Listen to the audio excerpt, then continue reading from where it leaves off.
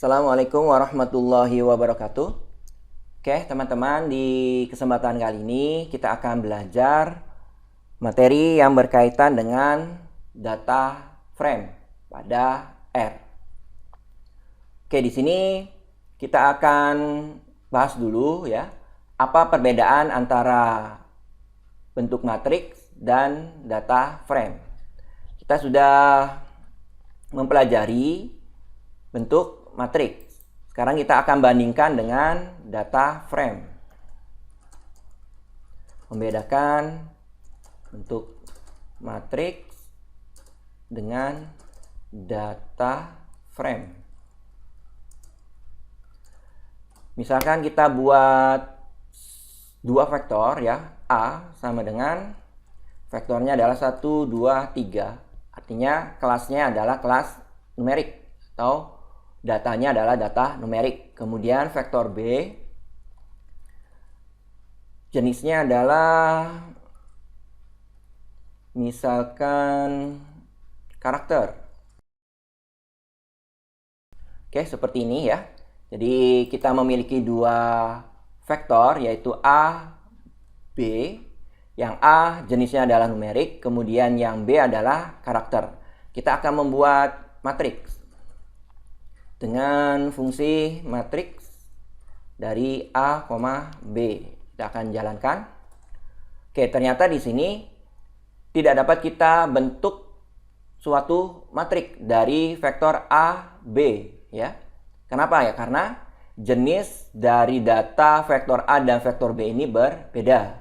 Itu jelas tidak akan bisa membuat suatu matriks. Oke ya, teman-teman.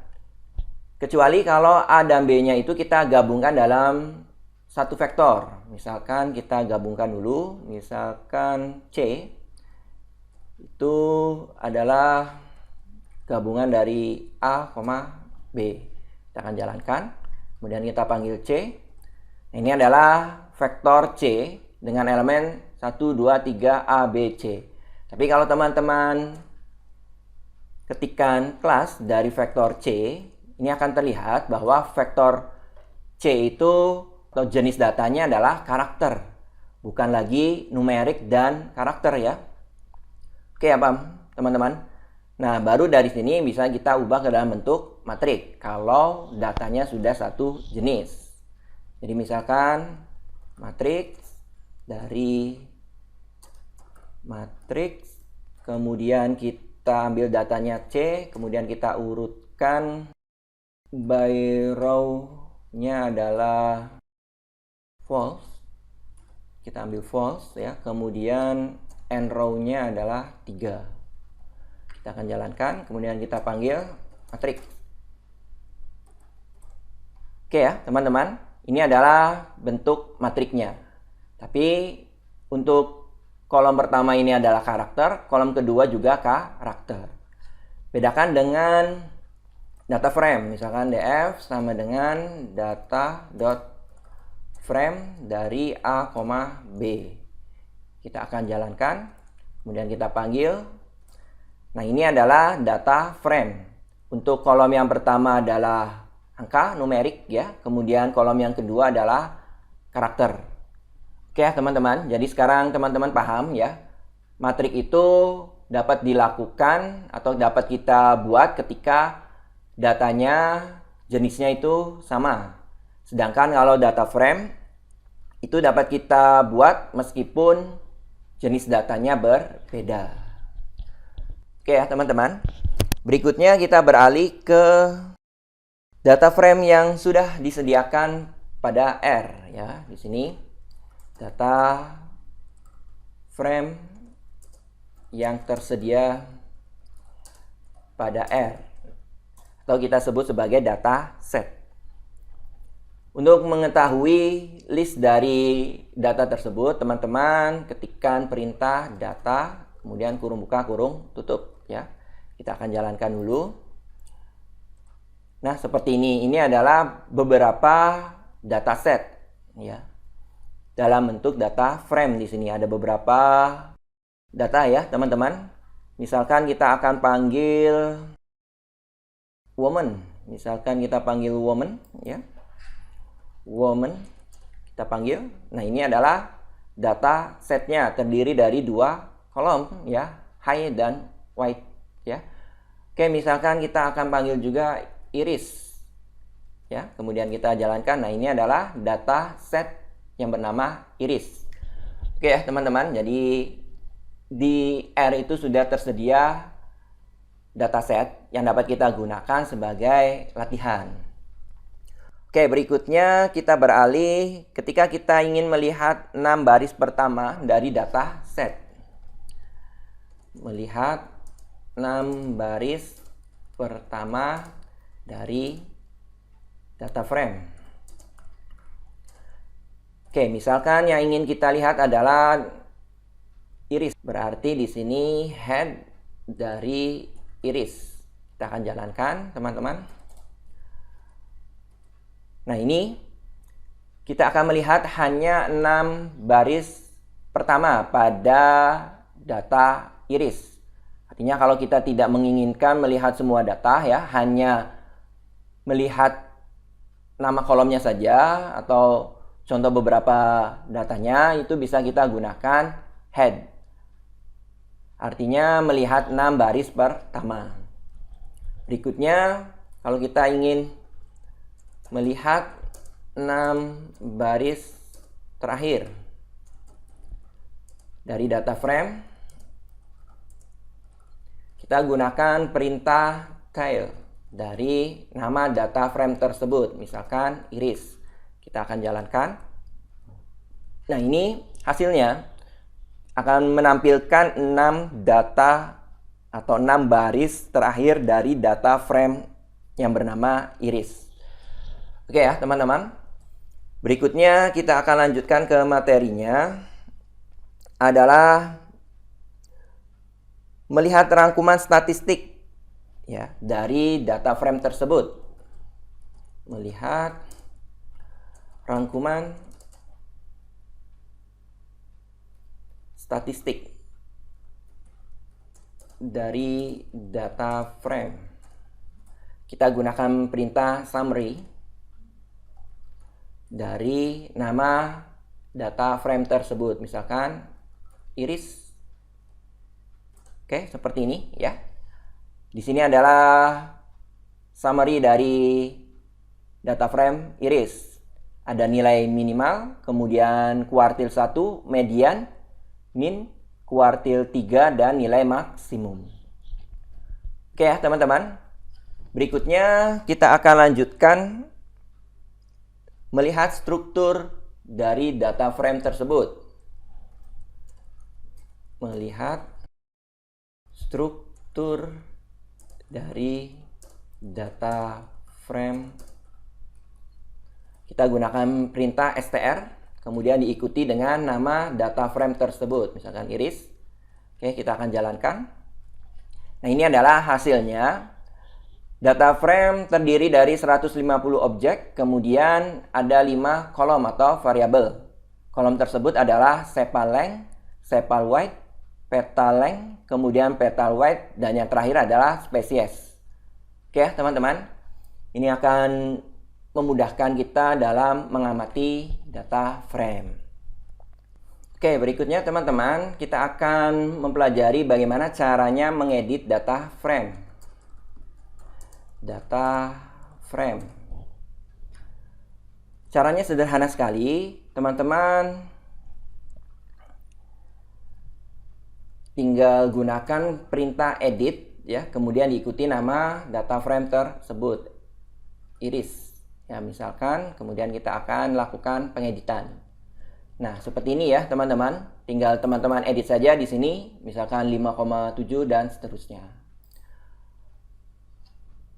Kemudian berikutnya kita akan membuat data frame. Nah, ini sangat penting ya teman-teman. Membuat data frame dari vektor. Misalkan kita buat suatu vektor, ya, yang bernama hari. Mulai dari hari Senin sampai hari Minggu.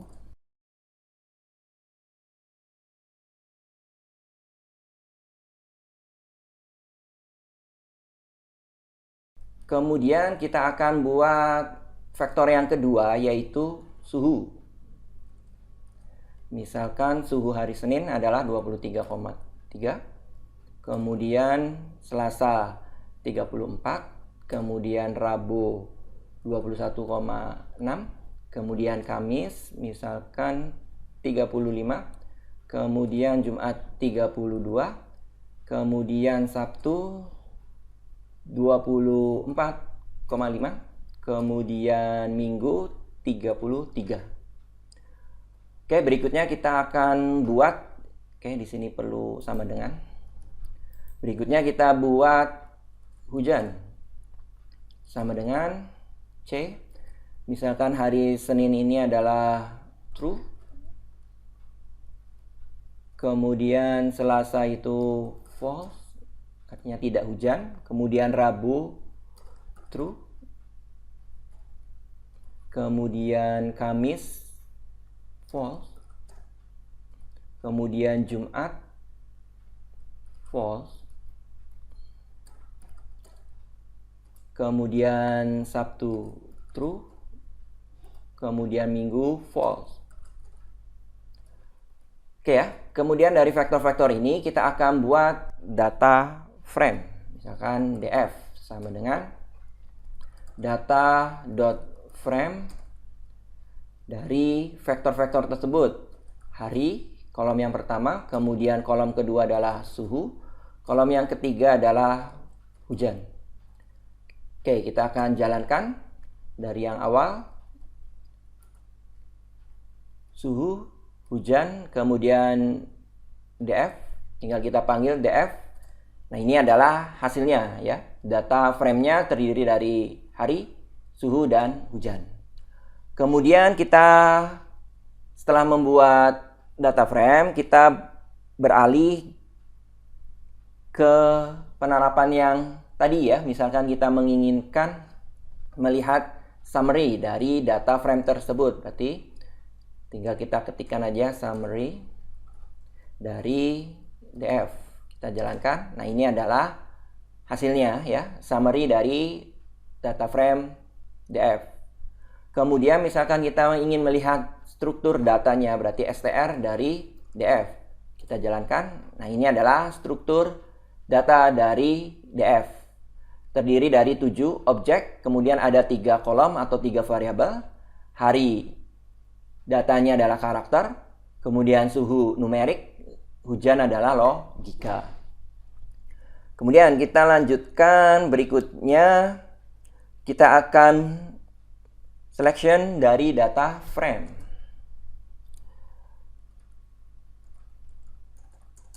Data frame.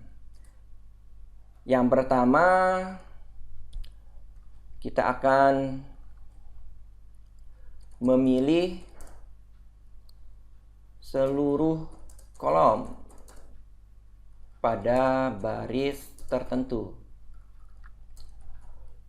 Oke, berarti misalkan tabelnya adalah df, kita akan memilih, kita jalankan dulu biar terlihat.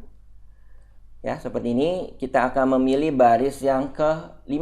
Berarti di sini tinggal df, kemudian kemudian kurung siku.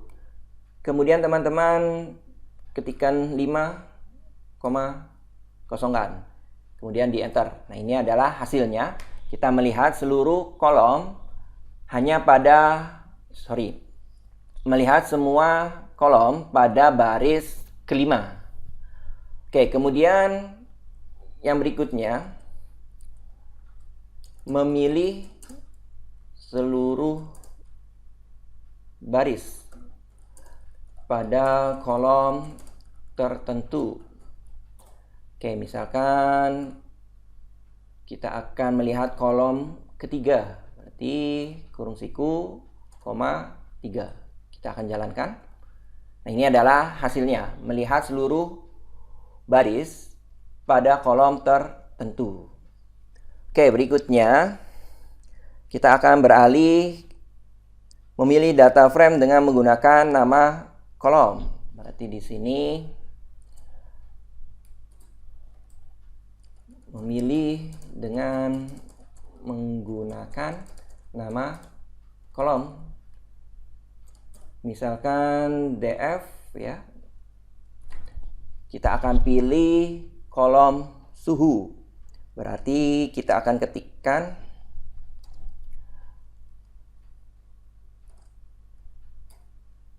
suhu. Nah, seperti ini ya, teman-teman. Ini adalah cara untuk memilih dengan menggunakan nama kolom ya.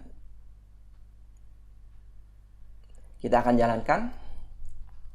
Nah, nanti di sini muncul ya nilai pada kolom suhu. Oke ya, teman-teman. Berikutnya kita akan memilih 5 baris untuk kolom hari dan hujan saja. Jadi misalkan kita ingin memilih hanya 5 baris untuk kolom hari dan hujan saja. Oke, berarti di sini kita gunakan DF, kemudian kurung siku 1.2 sampai 5, kemudian koma, C dari hari, kemudian koma, 2 hujan. Oke, seperti ini kita akan jalankan, teman-teman. Nah, di sini akan muncul baris 1 sampai 5 saja, kemudian hanya untuk kolom hari dan hujan. Oke ya, teman-teman. Berikutnya, cara lain memanggil kolom pada data frame. Ini sering digunakan ya, memanggil. Cara lain memanggil kolom pada data frame. Misalkan kita ingin memanggil kolom hujan dari tabel DF. Nama tabelnya DF, kemudian kita gunakan $, diikuti dengan nama kolom tersebut, misalkan hujan. Kalau sudah, kita akan eksekusi cara lain. Oke ya, akan muncul di sini true, false, true, dan seterusnya. Artinya memunculkan nilai yang hanya ada pada kolom hujan. Kemudian di sini kita memfilter data dengan menggunakan subset ya. Memfilter data dengan menggunakan subset. Ini juga sangat penting ya, teman-teman. Subset. Kemudian kita gunakan ya subset perintahnya. Kemudian di sini kita perlu mengetikkan yang pertama itu nama data frame-nya DF, kemudian berikutnya adalah argumennya yaitu subset sama dengan, kemudian di sini kita menginginkan memunculkan data yang nilai hujannya adalah true. Jadi sama dengan subset hujan sama dengan true. Oke, kalau sudah kita akan jalankan. Oke, di sini terjadi error karena hujannya itu harus huruf besar. Nah, ini ya, memunculkan data pada DF di mana nilai hujannya itu adalah true. Oke ya, teman-teman, ini memfilter dengan menggunakan subset.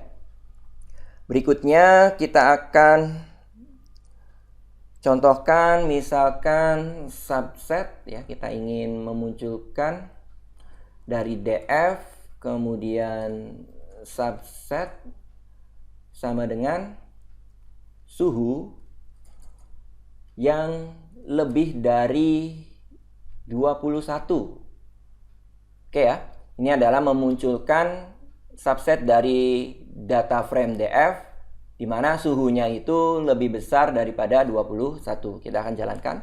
Nah, ini adalah hasilnya ya, teman-teman. semuanya ya. Ternyata misalkan kita gantilah di sini 25. Kita akan jalankan. Nah, ini adalah hasilnya. Berdasarkan nilai suhu yang lebih besar daripada 25. Oke, selanjutnya kita akan bahas mengurutkan data pada data frame menggunakan order.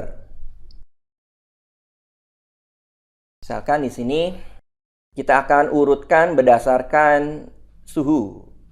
Berarti kita buat dulu di sini sorted ya. Suhu, kemudian dari yang terkecil sama dengan order, kemudian kurung buka, nama data frame-nya adalah DF, kemudian diurutkan dari kolom suhu.